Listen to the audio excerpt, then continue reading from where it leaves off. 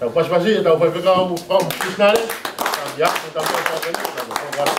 Amen. Amen. Tau mai.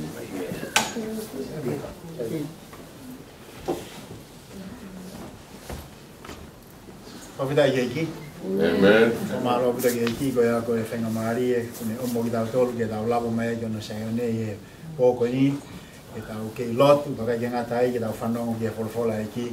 ko palo me set ka te koe pōni ko koe pōni ko e osi pe ki mua e ma koe hoko pe walu ko osi tala mai pe whoketa ko reo whai e lotu e pōni ka usio ki he anga koe tau tuu o ku Mone lau ke fai kau wange be ko kuha ba kuha pe mo kai ngalo tu. Wange be ko me o ta fa no ya fla hinga hime ko ko ka ta fa fita be ki. O ta fa malo ke o to a ko inga ko ne kere si pe mo ne me. Amen. Me ko me ko ta fa no ya he po ko ni nga hi ta au ko ya mate kwa pe ya on na malava ba ofa ye i Frisco alo ahibe ki ministry a mautolo fralere i Frisco. Amen. Pea ko talanga ofa hema lere atu oku kai ye wilo hoko ibu whanongo ki mea talanoa ki ai a nela whika auta mono hoa. Ko mea koko whawhita e ke iki oku watu a mere ia ki ai ku kei mo ui e whine iki. Pea malava pe ke whai e whikiloaki pa mo e fine eki ko ni ki mo be hiki atu o tanga ofa wa neuhu na o a ha neuhu o seti be ko alam ke a fai ku quiet time ki mo ba mato bilere ba mo ofa ki o a ge ba ko time ko na tatangi ko alam ko wa kai ko ha o fenga ke tamate i ko sio i vo we pe ki matches ne live mai ko fe fine o ku talamai ko mother in law ko fa e ko ia ko ho mari o malo lo mo ye i tonga pea ko hoa totonu ke ni hene a tahataha ko mai na katu pea ko ni ha u ne feinga ke alu ki tonga sio ke ne fa e na kuki pea ko ne tuia ko ana ta ni mi ko ne o sito mui be me aka to pea ko me be fa ko fra malo mo fa feta ye iki o ku ne ngo ngahi me ko ni ko ko talanga ofa ke ke ile ko ha hare fa ki he hoa ta mi ko te matala no ai e ku ke fa ye fra ke tu me typhoon ko te malolo mai pa mo fine iki ka ko tanga o fo ko anga ko ngau ke iki pa u ke pe pea ko rea fo ke ne fai sisu ka pa u ke fie mui te au pa u ke fu ho kolosi pea ko me ko na o la hita ko ke te au ko ho ko ni na mo ra te ne tanga ta iki lo tanga pe mau i mission field ka ye lava folawa ge te moren mo tanga ta iki mo fine iki o rotonga be i mission field ba o fai mo fua ke te au ke urea aki ka ko feinga ko ke matalano ko mo hoa ko ke te lava hatalano ai e ko o silo i be au yo o silo i fa papa be hoa he kai be ke fa halava ye ke putu ka ke ngata na talamai na to fai be e me fa e ki he to na ki go ni ko me bo fai ko talanga be ke hoa e lo ko tui be ko e totongi go hanga ko e ki ko omma ki ta to lu e fe la lau go ta fai o tatongi ko tuku he ki magda tolu he vani ko tu pe ko tatongi ka fa fa e forward e ngai fainga ta be mo ngai me ko ni ko ko pe au be ke ahon go fa fe wi e tai mo na malere ho lai mo fa why me ko fe hu ye ko na wang he ki a ko ni ano hinga lahi pe he ngai fainga ta ka ke te au i tai mi ta u be ko wi loi ne mo ngai fainga ta mo ngai me ko ni ko tala mai vol fola e o te gai be ke ri we o to ai Amen. ko o to ai o ta tau be ane a fi be mo a honi pe he ai be ta ngata ta tau be ko ha me te ke forward ai ko ha me te forward ai o ko ke ta tau be o to ai ko ta fa fita be ke ki ko ya o to ai ko to offer ta fra malo be ke te ta re fra ta be mo re go ne fai go e si o pe ko tu ko ina ne fo aki ba ko ia pe ne to ko hare o mena ne lave ki ai ke malo ia be huafa o to amen ya tau tari nga hime ko to be ko mai ta tau be tau sa ia ta tau be ko me o tau fainga ta ia nga hime ko mai ke tau dolu ko me be tau fra malo ai ko to ko tau hi o kune ke yofi ke tau dolu he tai me fainga ta ka kune ho ko fra nonga ne ho ko fra fie mari Pea o kui kai ke fai haloto si ne ngok tau forward e ngai mea goni ka tau ilo be ki tau tolu e hanga be o to ata bo kina be ki tau tolu i ene be ko kore be ka pa we lava be fai haloto manatua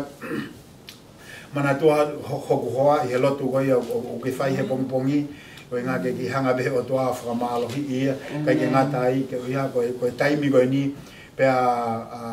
hange be ko me na lava ki ai i he fofota o be ko ena lava da fai nga fra missionare mo re te fine e ki ba ko ek me be na ek me ha ko ga de te ab ki tong o tang te fa me ko fo ki tong e ko alu nga we ki pa be ke pe ya kai ke ilo e mo re mo tanga ta e ki ko ha a we no mo re mo fine e ki te be ke fa ha o gi ai ka ge de au o tu be fe la la wi au fa ye nga we e ki ya ko fola be ya ko me ko da be da fa ge e ki he ke mo re ta au mai amen ye monyo ko fie fa be ha ki bahe no ma ki da do he pong i po ko ni me fola ya kau e fola ko ni e fola matu aki mahu inga bido be ulahi au pito no ako i da mono malangai ka kia te au ko ngo i ma lohi be ke fai bahe me ka do me fola ko ni tohi ka matiu pa ko vahe ko ia hono fitu pa ko vesi ko ia hono ua fa ki he ua fitu vesi ua fa ki he ua fitu fra ambe ke ki fai ha tokon fra la mari ma ki da do i poni e me fola ko ni ba ko tui la be e hoko ko tapuaki he ko fola ia o to amen ya te ulawa tu pe e poni matiu ba he fitu vesi ko ia hono ua fa ki he ua fitu ai au pe ka ko ia o kune fanongo ki he kutalani be a fai ki ai te ufaka tau ia ki tangata poto na langa hono fare i he funga maka pe to ai uha pe oho mai ai vai pe hoko mai mo haviri o to ki he fare ko ia kana i kai holo ia he na langa ia i he funga maka ka ko ia o fanongo ki e ku ngahi talani be i kai fai ki ai e whakatau ia ki he tangata vare ai na langa hono fare i he one pe to ai uha pe oho mai ai vai pe hoko mo haviri o to ki he fare ko ia pe holo ia pe ko me alahi a hono holoki o tu hange ko me ko lave ke e po ko ni ka o ni he fola o mahino au bito be ke ki tau dolu lahi hono ako i be lahi hono malanga i ka i he po ni ko frambe ke fakau ke fola o to i he tuunga ko ni i he po ko ni mo ile he taimi ko tau fakau ai o ku tau familia be ko taimi ko tau fakau ai o ku tau si fanongo he fola ko ya tatu alahi pe te ni hangere vai o ave ai mo oni ko ni hange to o de me te tau dolu ai fainga mo oni o ku fuka amu mai o to aga te tau dolu ke tau wako me he fola ko ya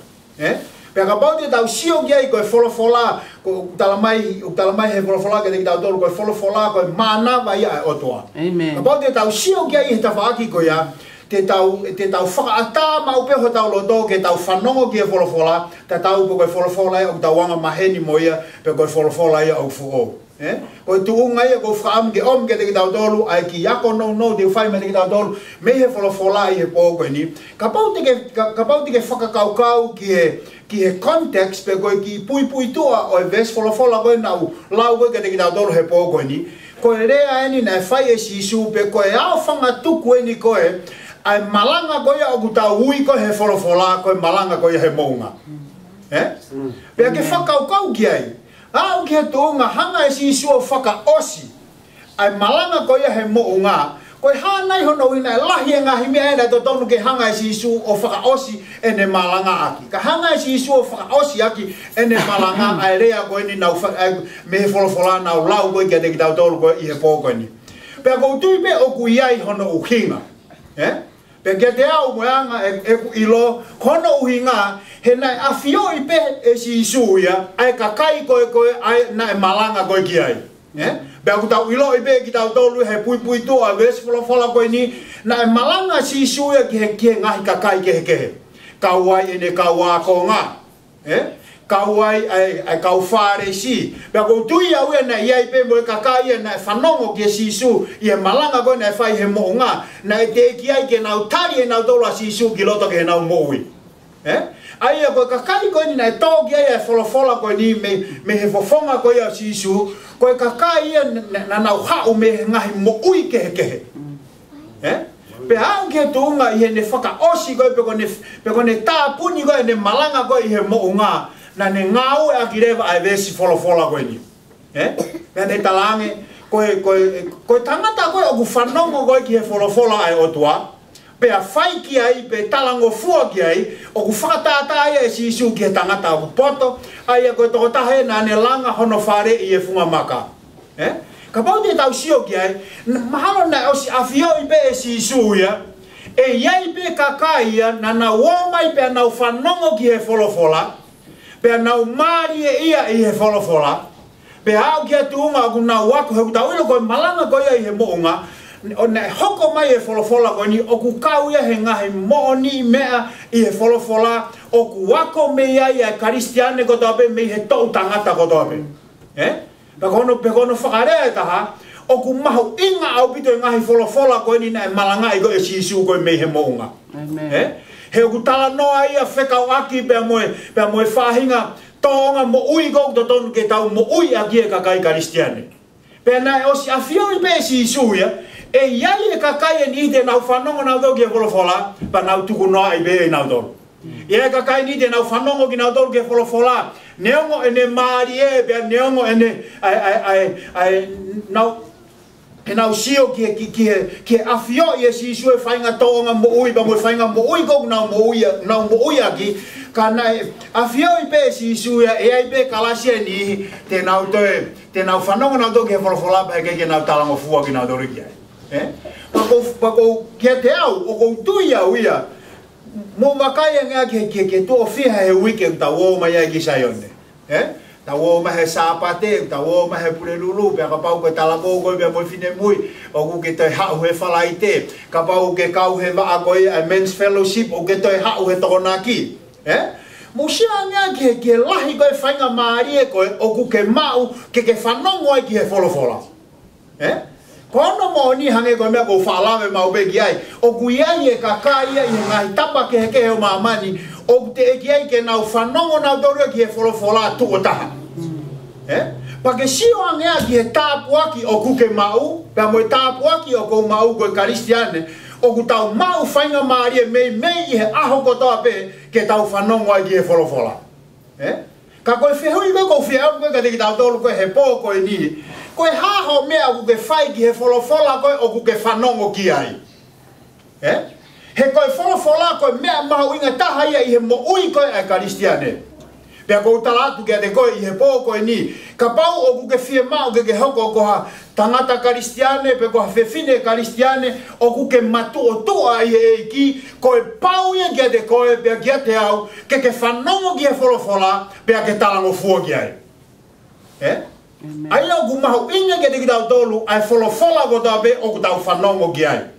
He koe wholofola ko ia, e taimi ko o ku tau tari ai e wholofola ko ia, pa tau talango fua ki ai, o ku tokoni mai wholofola ko ia ke te ki tau tolu, ke tau hoko ko kau karistiane mo ui whakalau maari e matu o tua. Pea kou talatu kia te koe I he pō koe ni, o kou whakamea pango ia, he o ku iai e ngahi siasi o ku tokolahi, pea talu e nau whanongo ki e wholofola, I he ngahi tau lahi au pito, ka koe vai anga I ngahi siasi ko ia, he koe kai ke tupu whakalau maari e ai kakai pe koe me mipa ia o siasi ko ia. Koe hahono uhinga, kono uhinga o ku lahi e whanongo e ki e wholofola, ka ui kai ke tau whai ki tau tolu ki e wholofola. Pe hao pe ia ka tuunga he tau mo ui, o hao e wholofola ia o tuaga te ki tau tolu, pe aku tau whanongo ki ai, ka aku whewheka peho tau lotoa ki tau tolu, pa koe ki tau tari e tau tolu ia wholofola ko ia. Pe aku tui koe whainga tuunga ia koe, na e rea aki ai e sisu ai wholofola koe ni I he ne whakaosi, pe koe ne tāpuni koe malanga koe I he mounga. Koe tangata koe o ku whanongo ki he wholofola, pe a whai ki ai o talamai e sisu koe tokataha ia o ku poto.